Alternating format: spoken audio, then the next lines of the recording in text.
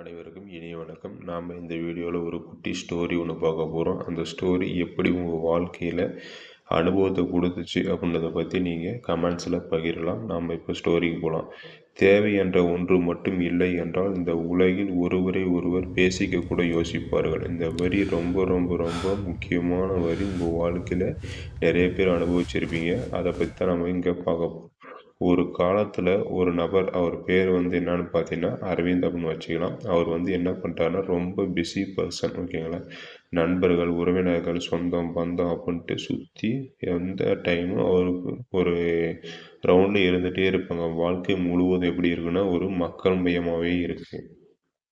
இதெல்லாம் ஒரு நாள் அவர் ரொம்ப கவனிக்கிறார். அவன் தேடும் அழைப்புகள் எல்லாம் ஒரு காரணத்துக்காக தான் இருக்குது அப்படின்றத ஒரு அண்டர்ஸ்டாண்டு கொண்டு வர்றாரு. அப்படி என்ன காரணம் அப்படின்னு பார்த்தீங்கன்னா, நோட்ஸ் இருக்கா, ஹெல்ப் பண்ண முடியுமா, எதுனா வேலை இருக்குது, இப்படி ஏதோ ஒரு தேவைக்காக தான் அவங்க இவனை நம்பி இருந்திருக்காங்க. அவன் உதவி செய்கிறான், சிரித்தான், அவர்களுக்காக ஓடினான். காலம் மாறியது.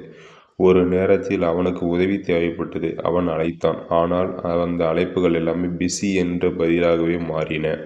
அவன் மெதுவாக உணர்ந்தான். அவர்களுக்கு அவன் தேவையான போது அவன் முக்கியமானவன். இப்போது தேவையில்லை. அவன் கூட தேவையில்லை. அந்த இரவு அவன் தனியாக அமர்ந்தான். அவன் மனதில் ஒரு கேள்வி. நான் ஒரு மனிதனா அல்லது ஒரு தேவைக்கான கருவியா அப்படின்னு யோசிக்கிறான். அவன் எழுந்தான். அன்று அவன் ஒரு முடிவு எடுத்தான். நான் மற்றவர்களுக்கு மட்டும் தேவையாக இருப்பவனாக மாட்டேன். என்னை நான் மதிக்கும் வாழ்க்கையை உருவாக்குவேன். காலம் மீண்டும் மாறியது. இப்போது அவன் யாரையும் தேடவில்லை. ஆனால் பலர் அவனை தேடி கொண்டிருக்கிறார்கள். ஆனால் இந்த முறை அவன் சிரித்தான். ஏனெனில் அவன் உணர்ந்தான், தேவையில்லாத உறவுகள் தான் உண்மையானவை.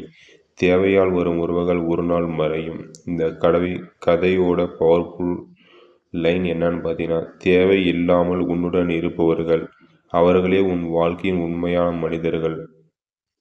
இந்த கதையின் மூலிமா உங்களுக்கு ஒரு கன்க்ளூஷன் கிடைச்சிருக்கும். என்னன்னு பார்த்தீங்கன்னா, உங்கள் நண்பர்களோ உறவினர்களோ இல்லை சொந்தம் பந்தம் எல்லாம் எப்படி உங்களை பயன்படுத்துகிறாங்களா இல்லை உங்களுக்கு உதவுறாங்களான்றது ஒரு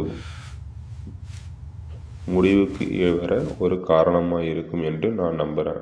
இது உங்களுக்கு பயனுள்ளதாக இருந்தால் இந்த சேனலை சப்ஸ்கிரைப் பண்ணி ஃபாலோ பண்ணுங்கள்.